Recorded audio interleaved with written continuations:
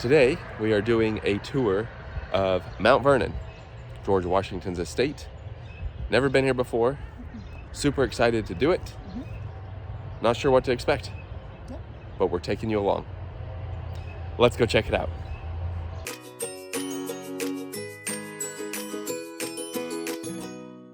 Here is a map of his estate. We are here. The entrance is here. Go that way. It says, doesn't say anything about no filming, so that's good. There's a bag policy. We are in the east parking lot. Like I mentioned, parking on either side. You actually enter there. There's the sign that says George Washington's Mount Vernon. You can go that way, go this way. Pretty easy to do. We'll just walk over here. I guess maybe you enter the estate up here. We did get our tickets online, and ticket prices were $26 a ticket. It is a reserved time slot, so you just need to pick a time that's open, and then you show up, and that's when you will do your tour. Now, before we start the actual tour, our tour is at 1:15. It's currently like 12:05. We're gonna go ahead and do the shops and look around there, and you can actually walk the grounds. So we'll do that, and then the last thing we will do is the reserved time for the estate tour.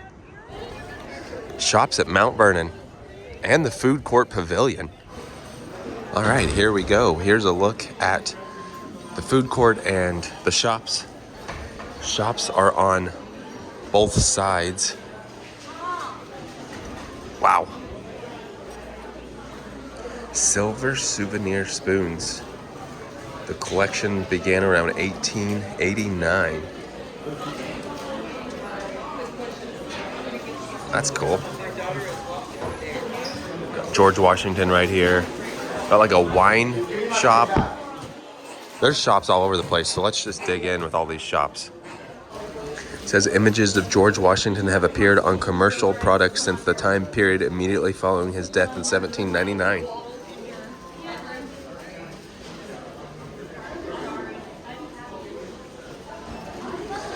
This right here, this shop connects to the restaurant.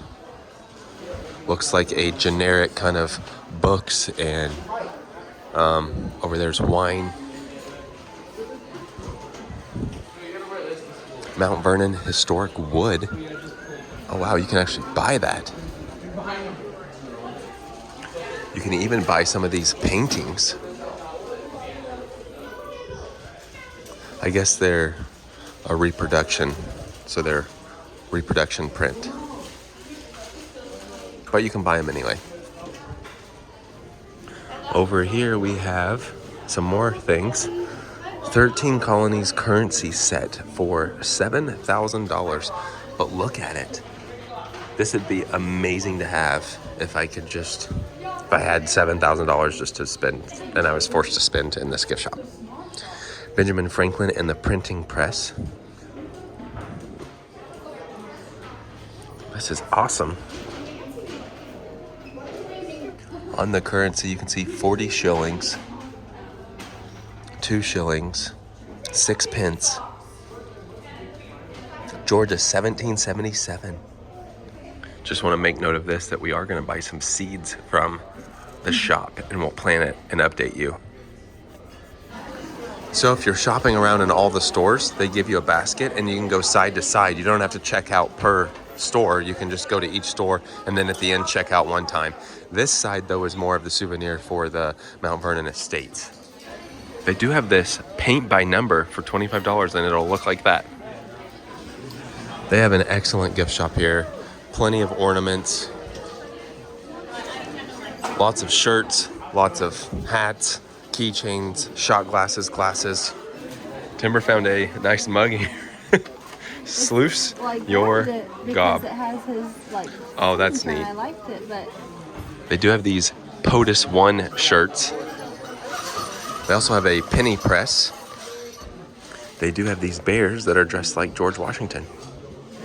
I think we'll head on down and look at the food court real fast and then get ready to walk the grounds. They do have a George Washington's Commander-in-Chief flag 3x5 for $49 that you can buy. In this section, they do have like I don't know, they've got cobbler, relish, drinks. Again, the wine. George Washington's rye whiskey. Look at the ornament. Now they do have guest services. They do have an ATM. And then this way, the food court. Hours are October through February, 9 to 4:30. March through September, 9 to 6. No pets allowed. You can also do group meal passes with some gluten-free options. Just do a quick walkthrough of the food court. So they do have a pizza shop. They've got hot dogs, chicken tenders, burgers, fries, coffee, taco salad. So you grab your stuff and then you pay here. They've got ice cream, drinks. That's a pretty good food court, honestly. They also have some breakfast items which are served from 9 to 10:30. Now before we go tour the grounds, they do have this Dove of Peace weather vane for $325, and it says yes, they do ship. It is a small world considering there's a lot of people here from Marshfield, Missouri, and we lived very close to Marshfield when we lived in Missouri. And then outside you can come and eat if you choose. We're gonna get ready to walk the grounds.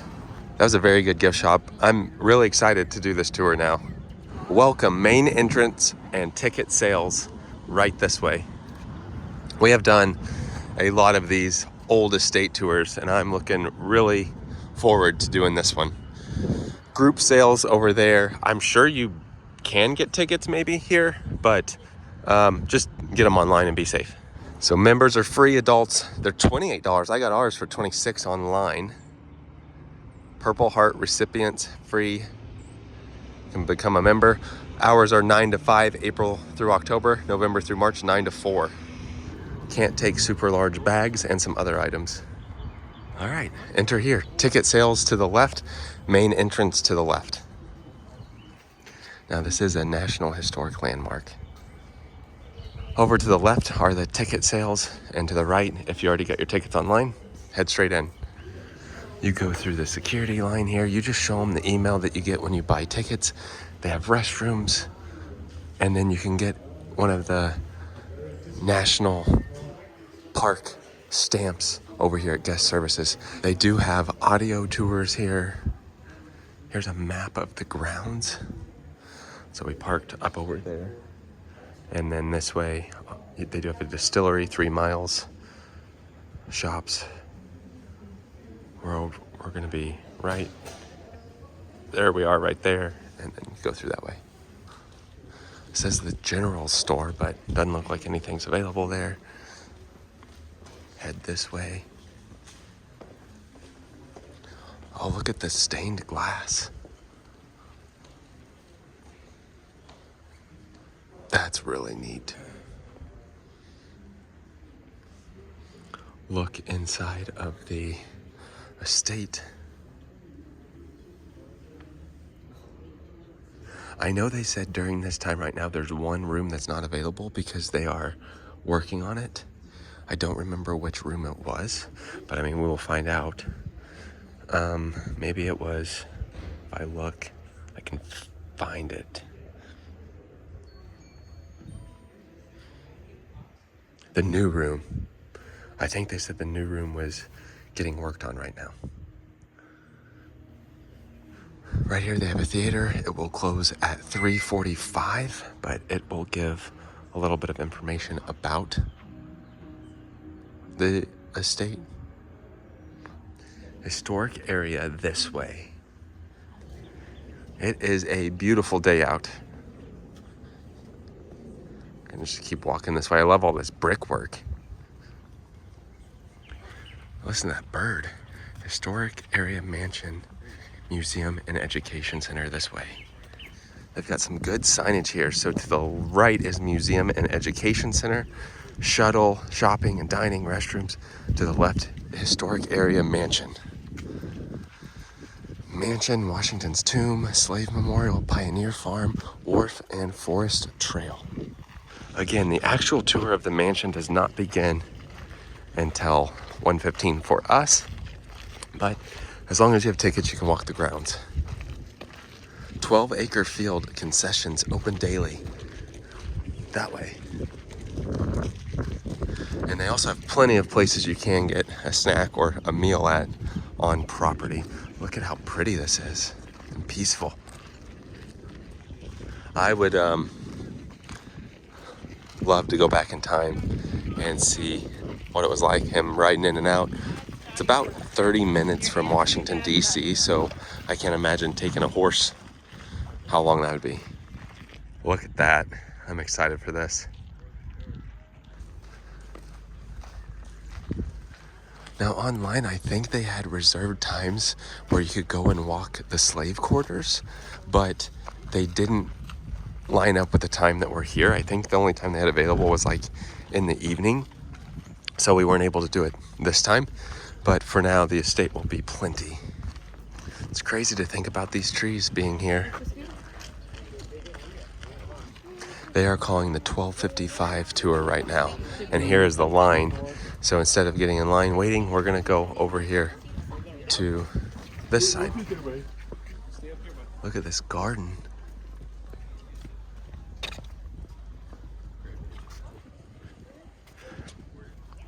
Honestly, coming to these old places like this, it gives us really good ideas how we want our garden at home to look like. I know we do want some bricks around our garden, so getting some ideas.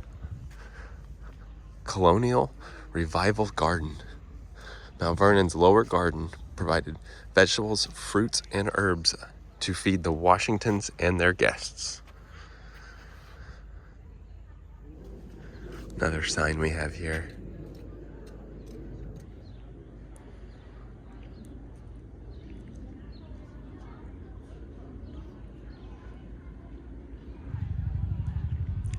So the line starts here, goes that way.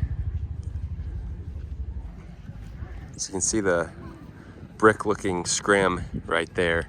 They're working on that side of the estate right now, while we are waiting on our tour still. It seems like they don't let you go up until it's basically your time. We're gonna head this way. Now this side is the upper garden.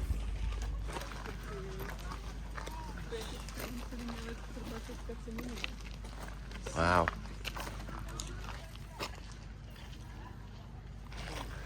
It says this building right here is the greenhouse. Before building his greenhouse, George Washington studied several designs. The original greenhouse burned down in 1835. The present structure was rebuilt on the original site in 1951. So that's what it looks like, though. It says this poplar tree, circa 1785. The one old tree. George Washington's landscape design. Bowling Green. After our tour, we'll go down to the barn and see the burial site, but it's around 1:05 and our tour is 1:15. Over here is the lower kitchen garden. Right through there. This tree we looked at earlier, poplar, planted by George Washington, 1785. And it is a very big tree. We just got called for 1:15. That's his tree right here, though. All right, we're in line. So I just looked at our tickets. They're $26 a ticket, and then $2 for a reserved time, which makes them $28, which is what it costs to get in. Necessary. A necessary was an outdoor toilet. Here are the rules. No gum. No food or beverage. Water is fine.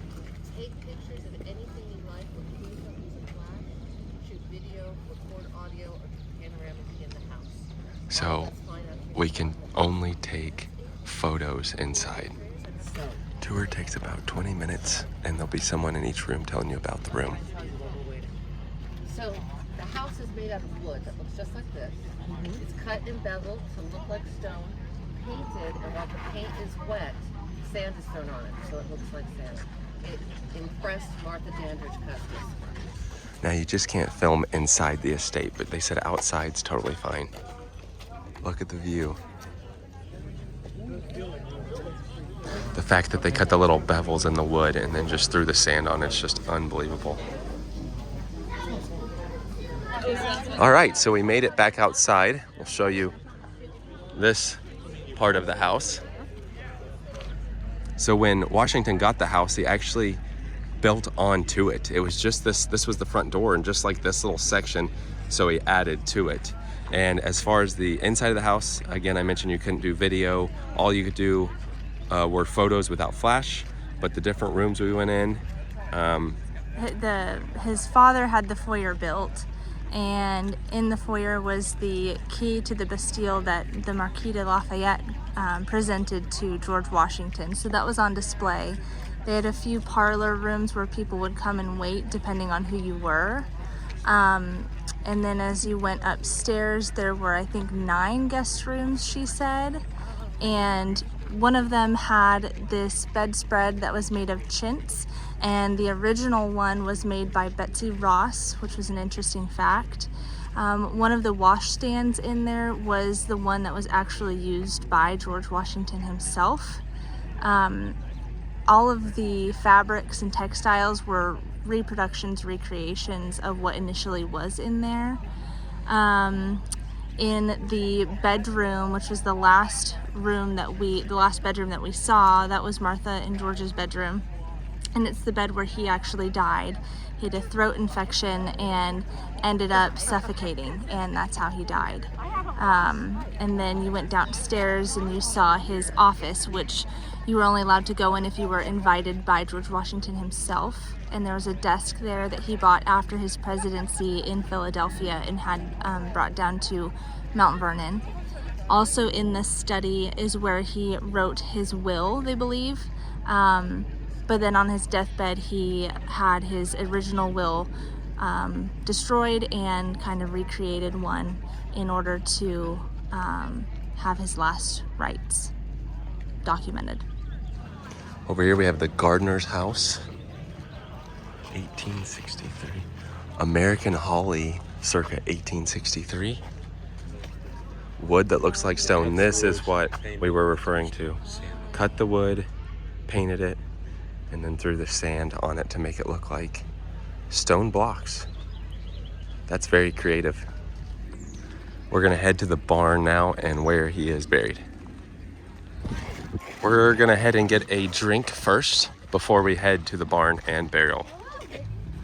It's like a little food truck over here and a place that you can actually sit at.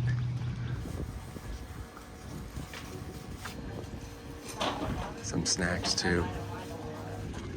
Now we're gonna head to the barn. Some sheep over here. We're gonna take the forest trail this way, go all the way around. Red Devon cattle. George Washington had between 300 and 350 head of cattle at Mount Vernon. Meat, milk, butter, leather for clothing and shoes, and working animals for the field. Washington had his cattle marked with GW brand. George Washington's forest. Look at this bridge.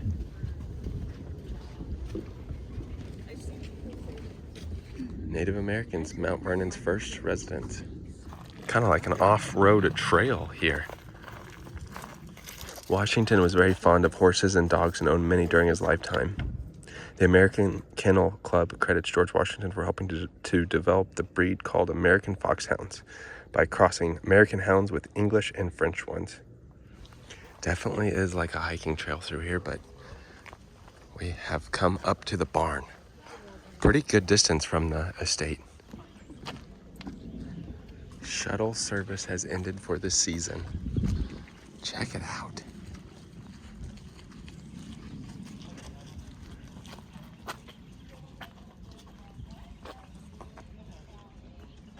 I believe this is a reproduction because at the time Washington owned this, it was often swampy and flooded by the Potomac River.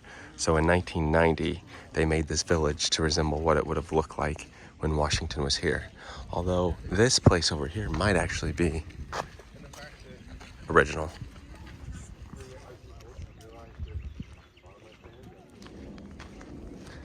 Nice little barn he would have had.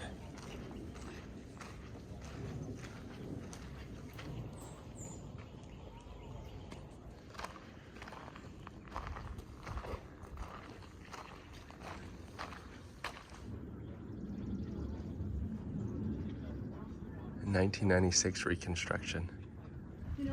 This is interesting. Hemp was one of the crops George Washington considered as a replacement for tobacco in the 1760s. Very large property here, just so you know. Very peaceful. Shows the different styles of fencing they used. George Washington's fisheries. A man working on a boat shop. Yeah, I could see you working on like All the criteria A punt, a flat bottom boat. it's like So this was constructed in 2016 and was inspired by the schematics shown below, which you can't really see anymore, but guessing that's what they would have built. You can see it's a very large property. We were just over there at the barn.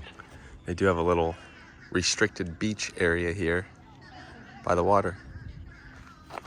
Here's a look at his Mount Vernon mansion being down there at the bottom. Just so much land. So now this circles back around to the mansion and his tomb. So we're gonna head up this way.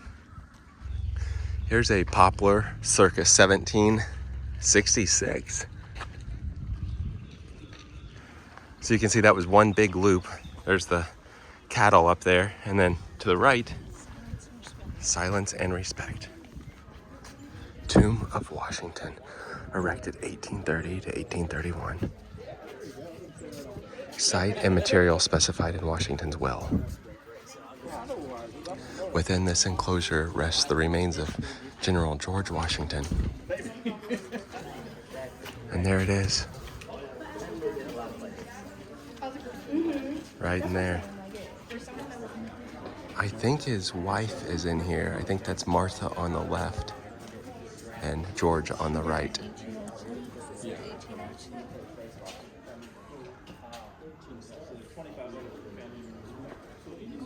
Oh, there's 25 other family members back in that vault. So 25 other people are buried through that black vault in the back. We are going to head this way to the slave memorial.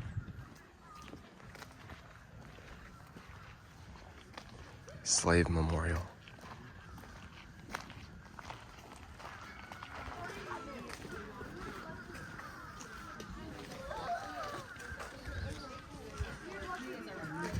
In memory of the Afro-Americans who served as slaves at Mount Vernon, this monument marking the burial ground dedicated September 21st, 1983, Mount Vernon Ladies Association. So I guess there's 150 graves over here.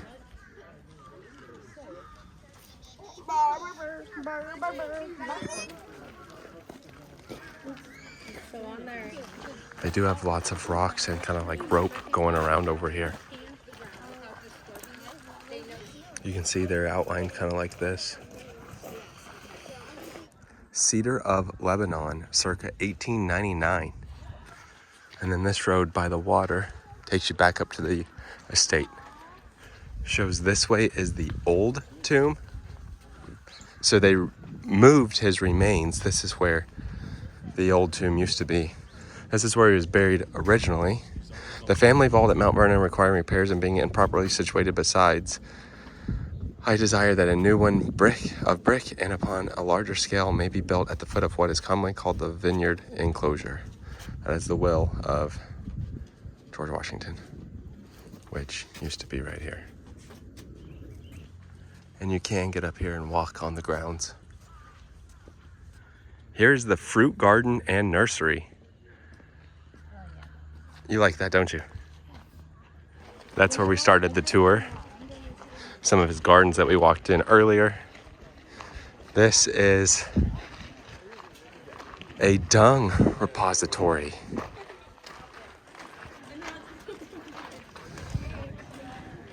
The repository for dung was designed to compost animal manure and a variety of organic materials to cure into fertilizer for use in the nearby gardens and orchards. The original 31 by 12 foot open walled structure was built in 1787 and was reconstructed in 2001. It's also currently 3:05, so our tour started at 1:15. You can spend lots of time out here on the property. Haha walls. He wanted to keep farm animals away from the mansion without obstructing visitors' views. So, instead of fences, he used haha walls, which have a top level that is even with the mansion's lawn and a turf ditch on the pasture side. And then over here we have the ice house. The ice house. Inside, a 10-foot long ladder enabled enslaved workers to retrieve ice from the well. When the Potomac River froze over in the winter, all available enslaved workers were needed to cut as many blocks of ice as possible before temperatures warmed and the river thawed. The blocks were dragged from the riverbank up to the hillside and then packed tight into the well. Can you imagine dragging an ice block in there? Yeah, look at that hill. Here you have the ice house. Over here it talks about horses. 21 horses on Mount Vernon. It does smell like real horses. Man, it straight up smells. Look at the latch that they built to hold the doors open. Here's the coach house, so the riding chair.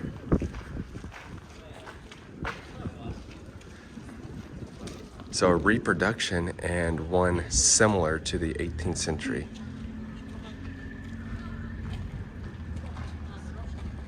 Whew. That doesn't look comfortable at all.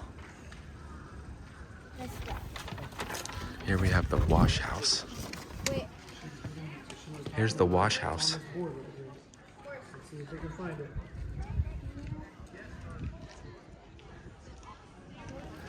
We have a smokehouse. In order to preserve meat without refrigerators, it was salted and smoked in a smokehouse. Here is the clerk's quarters. You can see some people are on the grass over there. The museum is the other one. So it does get very, very busy in the afternoon. Over here, they were playing some music.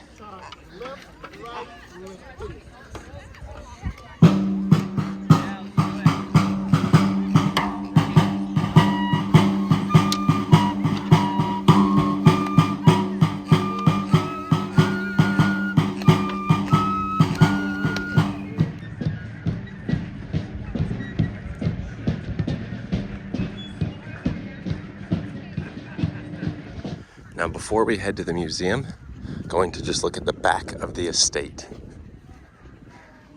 It is very busy in the evening times, but here's the back of the estate. And here's the view.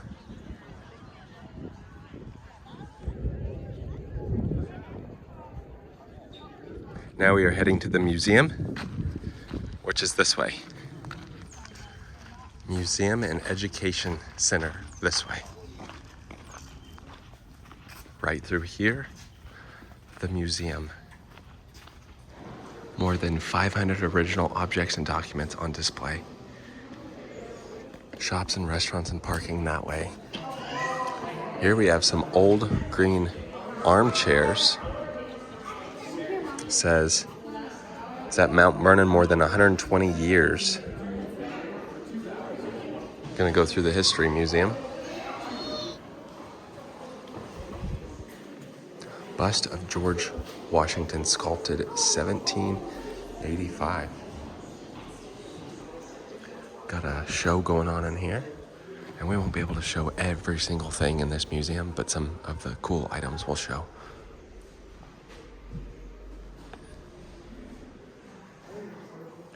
Lots of old items here. Teacup and saucer, made in England about 1825.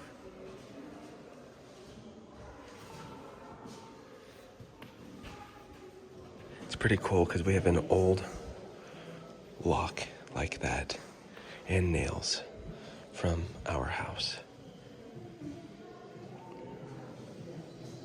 Made in England or America, 18th century iron. This is the original weather vane. Here's how they did the shingles, siding, and stucco work.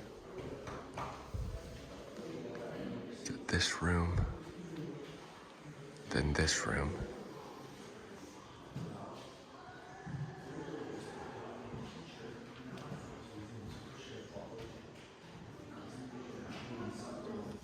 So some of these items were from the house, like the teapot and waste bowl, which says Martha Washington acquired this teapot and waste bowl while serving as First Lady.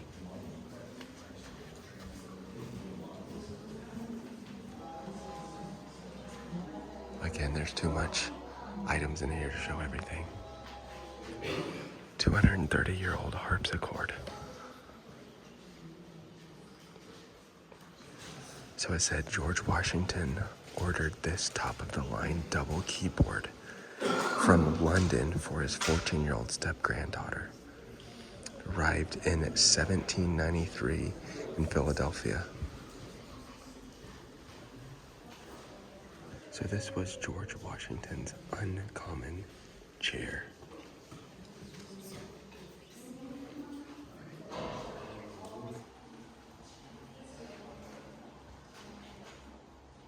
There's so many items in here. What's this? Hand-knotted fringe made by Martha Washington. Right down there. Wow. It says The Art of Cookery, and Martha Washington owned a copy of this edition. Here's a little bit of information about how they got the treasures, how they were passed down. This sword George Washington received in 1796. That's crazy. Instead, it was forwarded to Mount Vernon only after being found at a tavern, having been pawned for $30.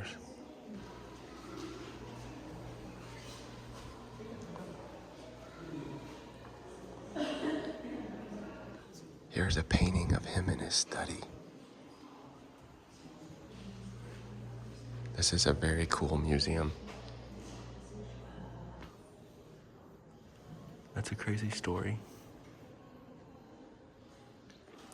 So here are the different phases of the house. The red burgundy is the original structure that was built by George Washington's father, 1734. The blue, George Washington's first expansion, 1750s.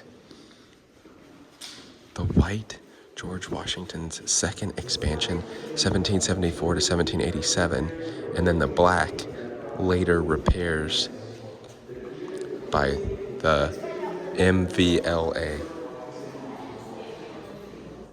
July 17, 1970, King Charles III visited Mount Vernon with his sister.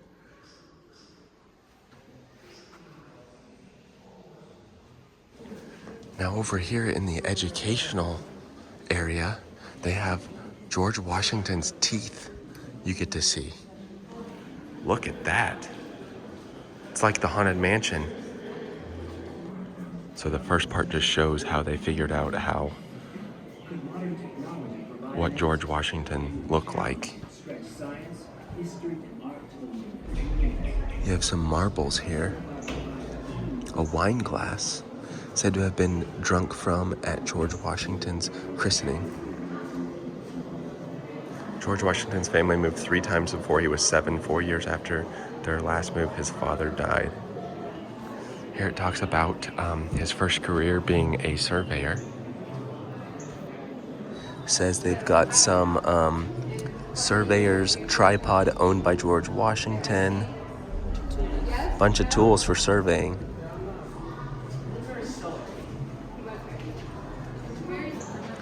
George Washington, age 19, doing some surveying.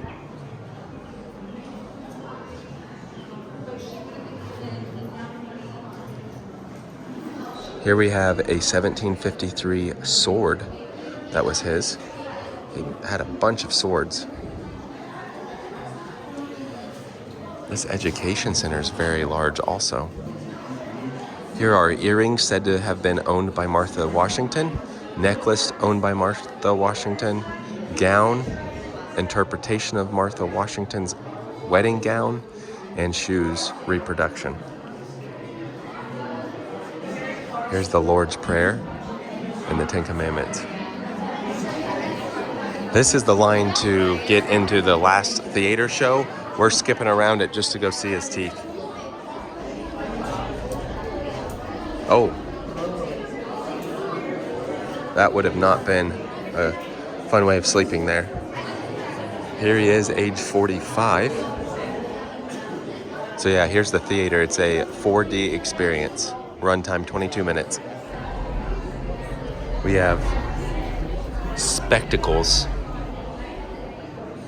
He famously paused and pulled out a pair of spectacles, commenting, "Gentlemen, you must pardon me, for I have not only grown gray, but almost blind in service to my country."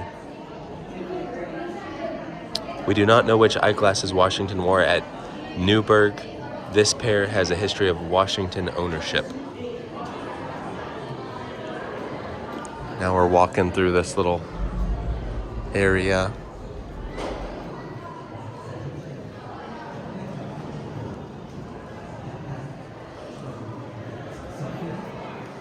Very good museum and education center. So a lot of this stuff they found in Mount Vernon archaeological excavation. Same thing, found in Mount Vernon archaeological excavation. At home all day, not well, still indisposed with an aching tooth and swelled in a window. We'll see if we can read this, but it says, here are his dentures worn by George Washington. Lead base fitted with cow and human teeth, elephant, ivory, brass, and steel, 1775 to 1799. So here's a better sign you can read. These were used by the Washington family. This whole section talks about his teeth. And then this way, what do we have here?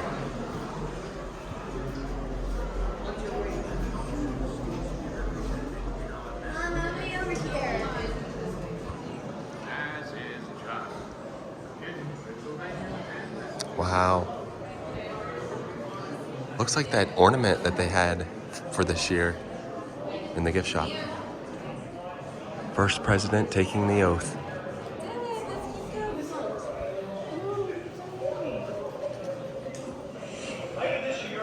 Oh, wow. That is just a replica of original and a copy. And here's a reproduction of his coffin. And then free at last, Washington used his last will and testament to address the problem. He stipulated that Mrs. Washington would have the use of his slaves during her lifetime. Immediately upon her death, the slaves would be free. Mrs. Washington wasted no time. She freed his slaves a year after his death. So it shows Martha Washington and George wrote numerous letters, but she burned them. Only 3 of probably hundreds survived. So typically you would get to see George Washington's last will and testament, but it's currently removed. And I think we're wrapping up the tour. This just shows, remembering Washington, how many things are Washington. And this exits to the lobby where our tour will be finished. As you leave, they have different pictures throughout the years. We made one big circle because here is the food court and the shops. It's also currently 4:10, so that took us 3 hours. Just know that going into it. Okay, that was a lot more than we thought it was going to be. Long visit. Very long visit. It is very cool to see. I do wish they let us film in there, but I guess it made the video shorter. It's already a long video, but it's really cool to see everything. I would recommend it. However, I would only recommend doing this in one day. I wouldn't try to fit a lot of things in a day. So plenty of places to eat. The shop was great. Would highly recommend coming out and seeing it for yourself. With that being said, that does it for today. Thanks for watching.